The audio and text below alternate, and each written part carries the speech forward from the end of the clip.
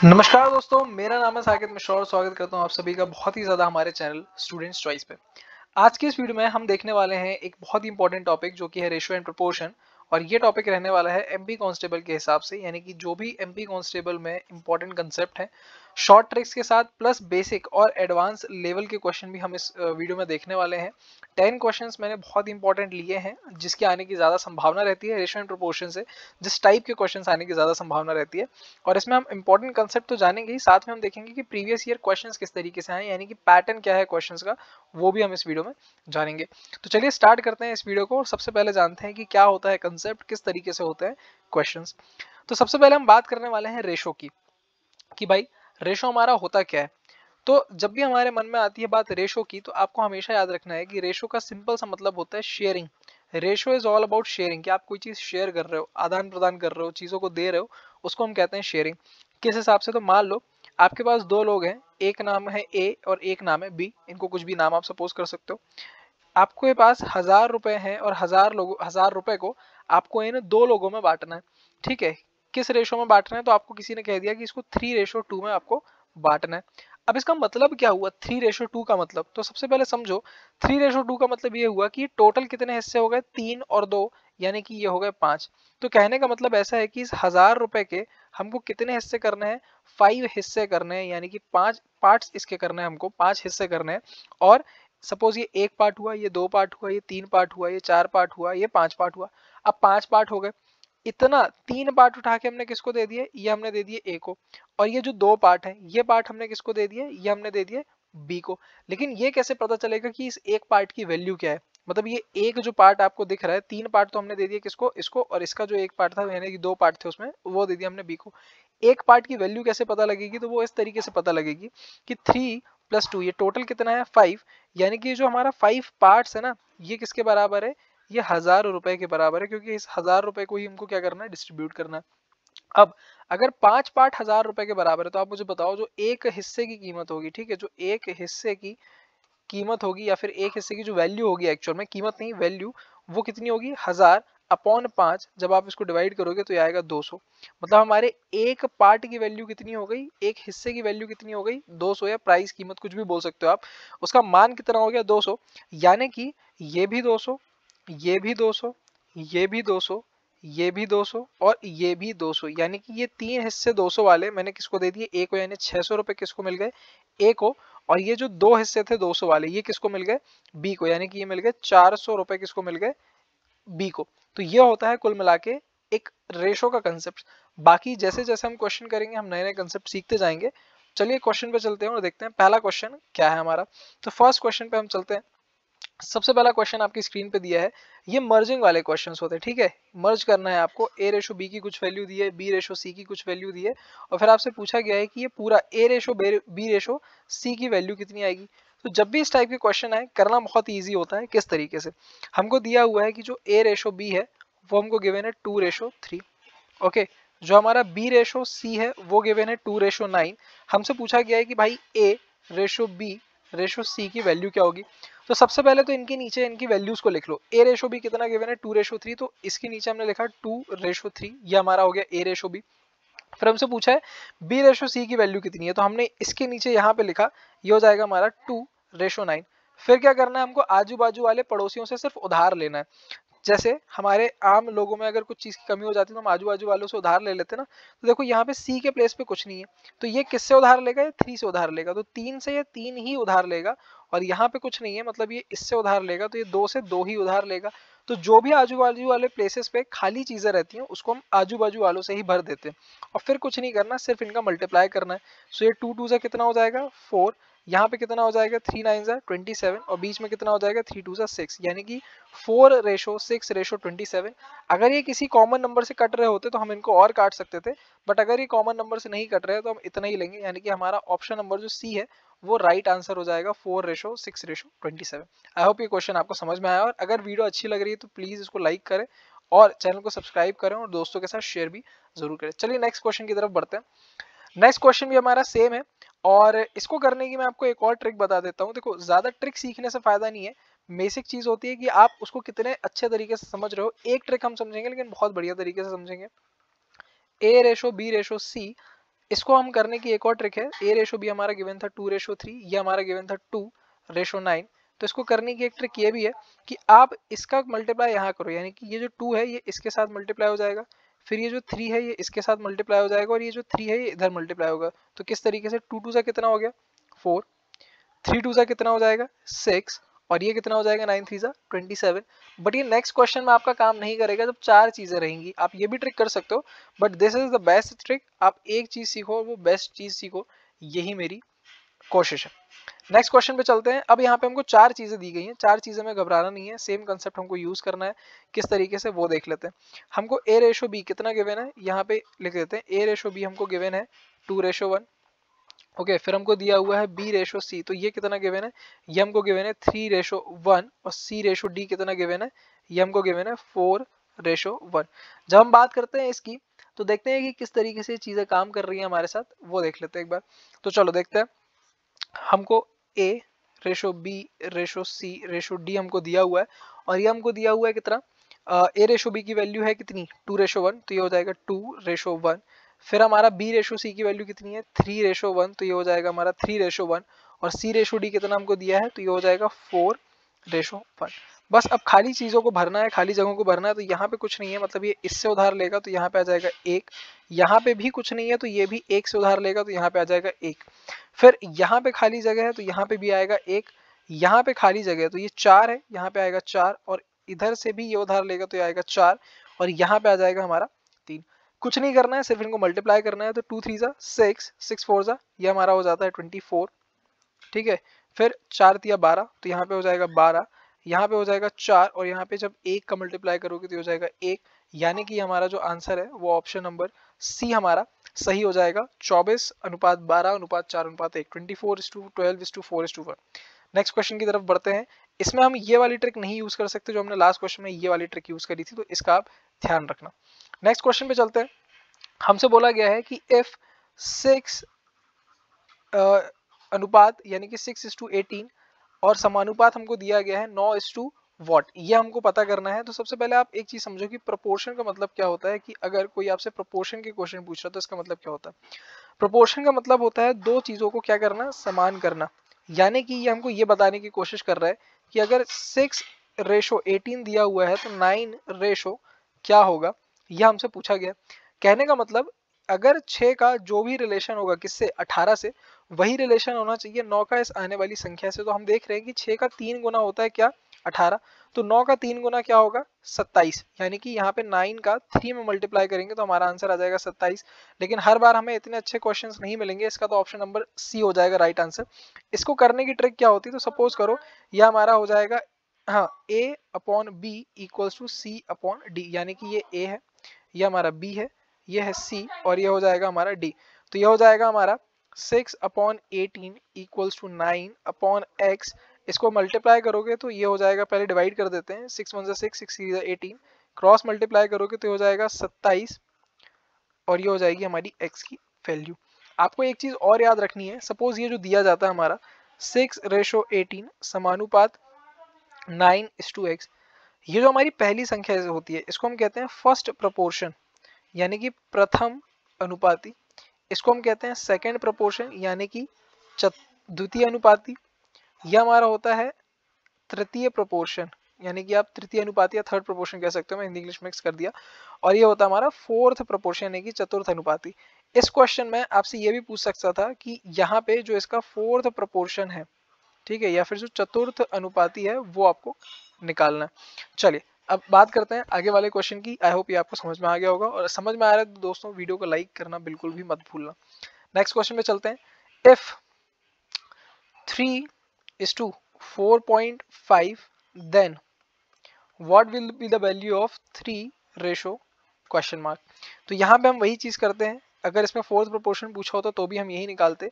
3/4.5 equals to 6/x। यहाँ पे आप चाहो तो सीधा क्रॉस मल्टीप्लाई कर सकते हो। ये कितना हो जाएगा 3 एकम 3, और यहाँ पे जाएगा ये 1.5 टाइम्स ये जाएगा। क्रॉस मल्टीप्लाई अगर करोगे तो 6 इंटू 1.5 इक्वल्स टू x। 6 का सीधा 1.5 गुना आप कर सकते हो, 9 आंसर आएगा। नहीं बन रहा है तो इस तरीके से कर दो, 1.5 को मैं लिख सकता हूँ 15/10, ये हो जाएगा 15 का 6 में गुणा करूंगा तो ये हो जाएगा 90/10, यानी कि x की वैल्यू मेरी आ जाएगी 9। ऑप्शन नंबर 1 इसका सही आंसर होगा। ओके, नेक्स्ट क्वेश्चन पे चलते हैं। अब यहाँ पे पूछा गया है कि फाइंड द फोर्थ प्रोपोर्शन, यानी कि 0.12, 0.21 और 8 का हमको क्या निकालना है, जो फोर्थ प्रोपोर्शन है वो निकालना है। कोई दिक्कत नहीं है, फोर्थ प्रोपोर्शन हमको निकालना है। तो ये कुछ इस तरीके से हो जाएगा फोर्थ प्रोपोर्शन, और ये आगे चलता जाएगा। फिर से वही करते हैं, 0/12/0/21 इक्वल्स टू 8/x। पॉइंट से मेरा पॉइंट कैंसिल हो गया यहाँ पे। यहाँ पे अगर मैं करूँ तो 4 2 ज़ा 8, 4 3 ज़ा 12, यहाँ पे हो जाएगा मेरा 3 1 ज़ा 3, 3 7 है 21, और ये जो 7 है ये इधर पे मल्टीप्लाई हो जाएगा और ये x इधर पे, तो x की वैल्यू हो जाएगी 7 × 2 यानी कि 14। 14 मेरा सही आंसर हो जाएगा, यानी कि क्वेश्चन नंबर 5 का 14 सही आंसर है। आई होप ये क्वेश्चन आपको समझ में आया है। समझ में आया है तो कमेंट करके जरूर बताइए, और ये भी बताइएगा कि आपको नेक्स्ट किस टॉपिक पे वीडियो चाहिए। नाउ हम बात करते हैं नेक्स्ट क्वेश्चन, मीन प्रोपोर्शन। अब यहाँ पे एक और कंसेप्ट आया है, दैट इज मीन प्रोपोर्शन। तो सबसे पहले तो हम ये समझ लेते हैं कि भाइयों मीन प्रोपोर्शन कहते किसको है। तो सपोज करो हमें कुछ इस तरीके से दिया हुआ है A/B प्रोपोर्शन B/C। तो आपको यहाँ पे ये एक चीज देखना है कि जो B है ये हमारा कॉमन आ रहा है। मतलब अगर मैं इसको लिखूं तो ये कुछ इस तरीके से हो जाएगा कि A/B इक्वल्स टू B/C। अगर मैं इसका क्रॉस मल्टीप्लाई करूं, क्योंकि रेशो का मतलब ही होता है अपॉन, अगर मैं इसको क्रॉस मल्टीप्लाई करूं तो आ जाएगा B² इक्वल्स टू AC, यानी कि जो मेरी B की वैल्यू आएगी मैं स्क्वायर रूट करूंगा दोनों साइड का, तो यह आ जाएगा √AC। ओके, तो ये हमारा जो होता है, जो बीच में कॉमन होता है, ये होता है हमारा मीन प्रोपोर्शन। अब हमको निकालना है इसका मीन प्रोपोर्शन, हमको निकालना है मीन प्रोपोर्शन, हमको फाइंड करना है किस किस का, 0.16 और 0.04 का। तो कुल मिला के बात सिर्फ हमारी इतनी सी हो जाएगी कि इसको अगर मैं थोड़ी देर के लिए क्या मानूं, इसको मैं मान लेता हूं A, इसको मैं मान लेता हूं B, सॉरी इसको मैं मान लेता हूं C। ओके, तो जो B वाला है वो मुझे फाइंड करना, मुझे पता है कि ये क्या होता है, तो B इक्वल्स टू √AC। अगर आपको नहीं पता है तो आपको ये पूरी चीजें लिखनी पड़ेंगी, बट अब आपको पता है, मैंने आपको करके बताया तो आप डायरेक्ट लिख सकते हो। तो A की वैल्यू कितनी है, यह है 0.16, और जो हमारा C है उसकी वैल्यू कितनी है, दैट इज 0.04। 0.04 आप जब इसका मल्टीप्लाई करोगे तो आंसर कितना आएगा हमारा, ये हमारा कितना आ जाएगा 64, और कितने जीरो के बाद आएगा, तो 0.64 आएगा। तो यहाँ पे हमारे कितने हैं, ये 0.04 था, सॉरी 0.04 था, तो ये आ जाएगा 2, फिर यहाँ पे आएगा ये, और यहाँ पे आ जाएगा 64। इतनी चीजें आपको शायद मेरे हिसाब से क्लियर हो रही होंगी। अगर आप क्लियर हो रही हैं तो प्लीज इस चैनल को सब्सक्राइब करो और बेल आइकन पे भी प्रेस करो। अब हम बात करते हैं कि मीन प्रोपोर्शन निकालना। आपको पता है कि जब भी कोई चीज स्क्वायर रूट के अंदर आती है, स्क्वायर रूट से हम उसको बाहर निकालते हैं, तो हमारा किस टाइप से सारी की सारी चीजें हो जाती हैं, यह आपको बहुत बढ़िया तरीके से ध्यान रखना है। यहाँ पे हमारा ब्रैकेट के अंदर आपको क्या दिख रहा है, कई लोग यहाँ पे कंफ्यूज हो जाते हैं। ब्रैकेट के अंदर आपको क्या दिख रहा है, ब्रैकेट के अंदर यहाँ पे, ठीक है, आपको कितने जीरोज यहाँ पे दिख रहे हैं वो आपको यहाँ पे देखना पड़ेगा। तो यहाँ पे एक्चुअल में ये 0.16 है और ये 0.04 है, तो यहाँ पे एक्चुअल में कुछ इस तरीके से आएगा। ये मेरे जैसे धोखे से गलत हो गया, ये आएगा वेट, ये आएगा कुछ इस तरीके से 0.16 एंड 0.04 का हमको निकालना है मीन प्रोपोर्शन। तो ये जब मल्टीप्लाई करोगे तो आपका आएगा 0.0064। ओके, ये कंफ्यूजन आप मत लाना, धोखे से मुझसे हो गया था, सॉरी फॉर दैट। तो ये हो जाएगा 0.0064, और इसको अगर आप स्क्वायर रूट निकालोगे तो जो दो पेयर बनता है उसका एक संख्या बाहर आती है। तो 8 किसका 64 किसका स्क्वायर रूट होता है, ये होता है 8 का। दो पेयर है जीरो के, तो आप यहाँ पे लाओगे एक जीरो और यहाँ पे पॉइंट और उसका जीरो, यानी कि 0.08 जो है that will be the correct answer of your question number 6। Okay, किस तरीके से हुआ एक बार और समझ लेते हैं। 0.16 इंटू 0.04 का जब आप मल्टीप्लाई करोगे ये आएगा 16 चौके 64। यहाँ पे दो नंबर है, यहाँ पे दो नंबर है, अगर आप इस हिसाब से देखो तो 1 और 2 ये इस हिसाब से आपका आना चाहिए। और यहाँ पे आपका जब आप बाहर निकालोगे स्क्वायर रूट के तो आपका आंसर जो आएगा वो आएगा आपका क्या 0.64। आप इस हिसाब से मत देखना कि 4, क्योंकि 4 नंबर है तो 4 संख्याओं के पहले जीरो आएगा ना, तो 1 2 3 और 4। ओके, नेक्स्ट क्वेश्चन पे हम बढ़ते हैं। क्वेश्चन नंबर हमारा 7th है, बहुत इंपॉर्टेंट क्वेश्चन है और बहुत ही इजी भी है। यहाँ पे हमको दिया हुआ है if A/5 equals to B ratio 7 equals to C ratio 8 और हमसे पूछा गया है कि a plus B plus C whole upon a की वैल्यू क्या है।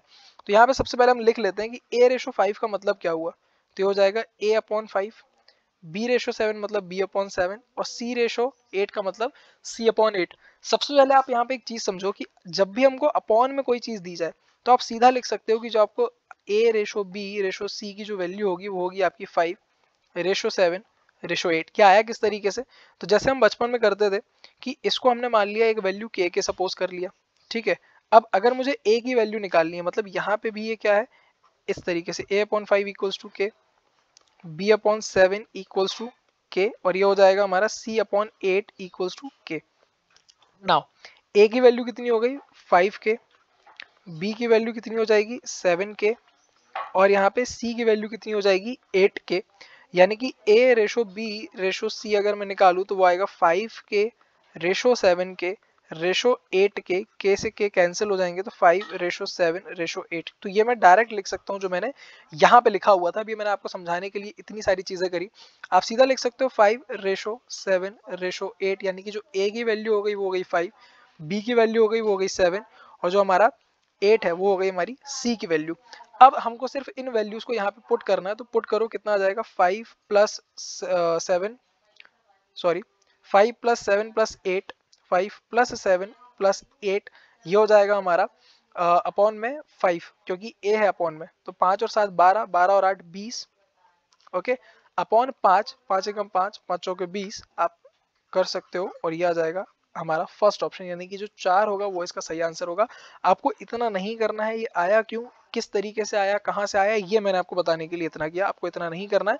आप क्वेश्चन एग्जाम में इसको डायरेक्ट कर सकते हैं किस तरीके से, आपको सिर्फ इतना करना है, आपको सिर्फ इतना करना है कि चीजें देखनी है वैल्यू पुट करनी है और जैसे ही वैल्यू आप पुट करोगे आपका आंसर आ जाएगा। आपको पूछा गया था नॉर्मल चीज कि a ratio b ratio c आपने देखा ये है a अपॉन 5 b अपॉन 7 और c अपॉन 8, तो ये आ जाएगा हमारा 5 7 8 5 प्लस 7 प्लस 8 होल अपॉन 5 5 7 12 12 और 8 20 अपॉन 5 5 1 जा 5 5 4 जा 20 और ये आपका आंसर आ गया। नेक्स्ट क्वेश्चन पे चलते हैं। क्वेश्चन बहुत ही बढ़िया है और हमको चीजें समझ के करनी है। हमसे क्या पूछा गया है कि what should be subtracted from each term of 15 ratio 19, तो मतलब हमको एक रेशो दिया है 15 रेशो 19 यानी कि ये हो गया 15 अपॉन 19। हमसे पूछा गया है कि इसके हर एक टर्म में से हम क्या माइनस करें। सपोज करते हैं हम x माइनस करते हैं, x वाली मेथड से करते हैं, तो हमारा न्यू मेथड जो न्यू हमारा जो है वो हमारा हो जाएगा, न्यू जो हमारा रेशो हो जाएगा वो हो जाएगा 4। तो इसको हमको किस तरीके से करना है, इसको हमको इस तरीके से करना है, क्रॉस मल्टीप्लाई करते हैं तो ये हो जाएगा 60, ये हो जाएगा हमारा 4 इंटू एक्स, तो ये हमारा कितना हो जाएगा 50 एंड ये हो जाएगा हमारा 4x, यहाँ पे हमारा हो जाएगा 57 और ये हमारा हो जाएगा 3x। आगे अगर हम बात करते हैं तो ये इसको माइनस करेंगे तो ये 57 यहाँ आ जाएगा तो 60 माइनस 57 ये हो जाएगा माइनस 3x प्लस 4x और ये हमारा हो जाएगा 3 और यहाँ पे हो जाएगा हमारा 4x में से 3x आप घटाओगे तो ये आ जाएगा x यानी कि x की वैल्यू आ गई 3 और यही नंबर है जो हमको दोनों में से माइनस करना पड़ेगा, तो हमारा आंसर आ जाएगा कितना 3।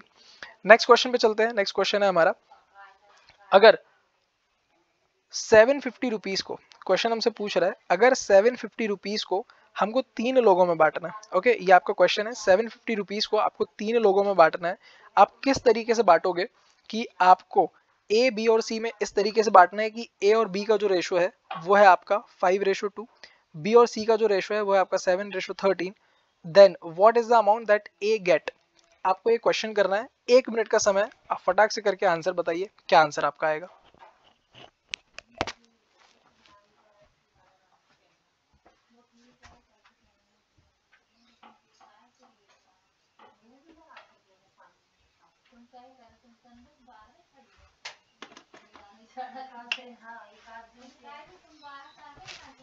You have 1 minute to solve this.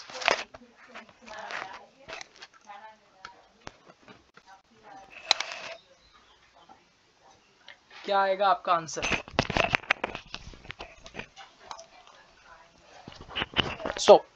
बहुत ही इजी क्वेश्चन है और बहुत ही बेसिक क्वेश्चन है, देखते हैं हम किस तरीके से सॉल्व होगा। हमको बोला गया है कि 750 रुपए को 3 लोगों में ए बी एंड सी में हमको डिवाइड करना है सच दैट जो ए और B का जो रेशो है वो है 5:2। ओके, B और C का जो रेशो है वो है 7:13।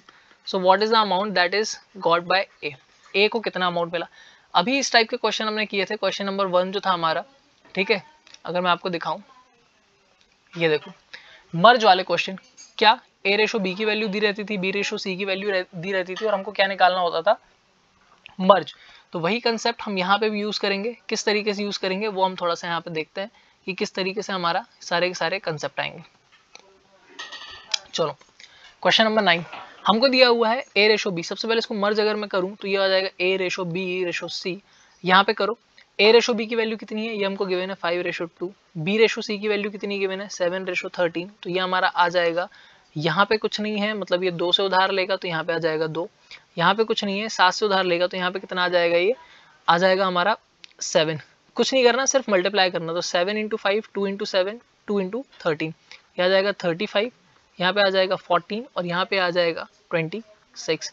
अमाउंट कितना है जो A को मिला है वो हमको निकालना था। तो सबसे पहले हम ये पता कर लेते हैं कि जो एक टोटल अमाउंट है उसकी वैल्यू कितनी है, यानी कि 35 + 14 + 26, इन सबको हमने किया प्लस, यह आएगा हमारा 75, जो कि बराबर है 750 रुपीज़ के।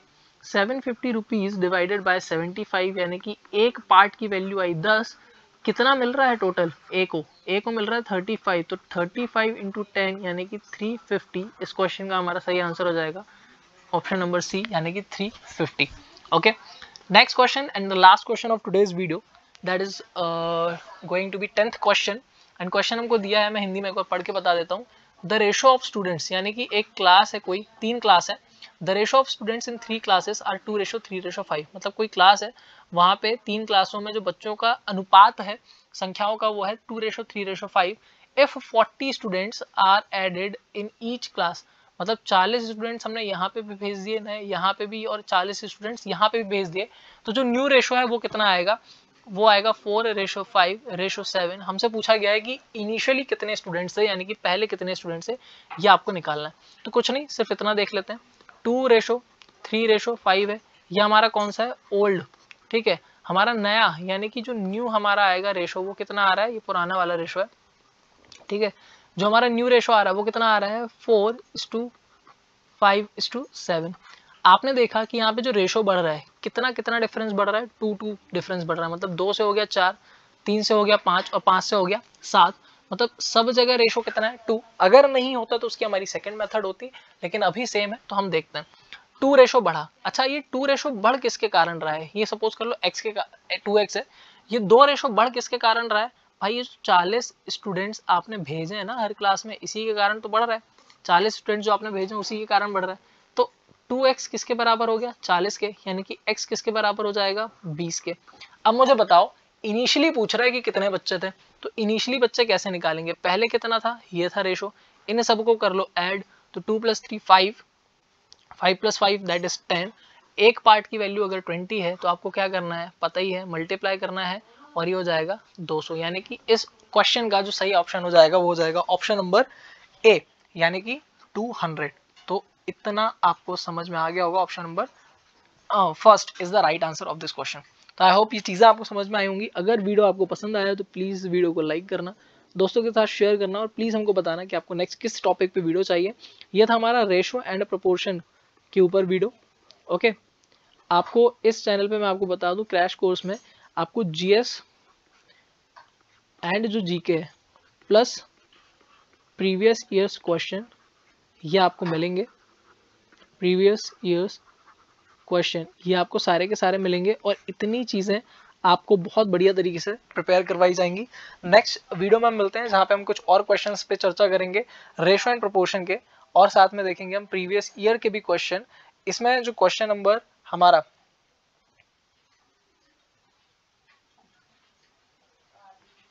ये था और ये था, 3, 4 और 5, वो सारे के सारे क्वेश्चन प्रीवियस ईयर्स क्वेश्चन है। और भी बहुत सारे क्वेश्चन हम डिस्कस करेंगे, प्लस एक्सरसाइज के क्वेश्चन भी हम सॉल्व करेंगे, और बहुत सारी, सिर्फ एमपी कांस्टेबल में ही नहीं, बहुत सारे अदर एग्जाम्स में भी ये क्वेश्चन पूछे जाते हैं। So till then, goodbye, God bless you all, and video को लाइक जरूर कर देना भाई।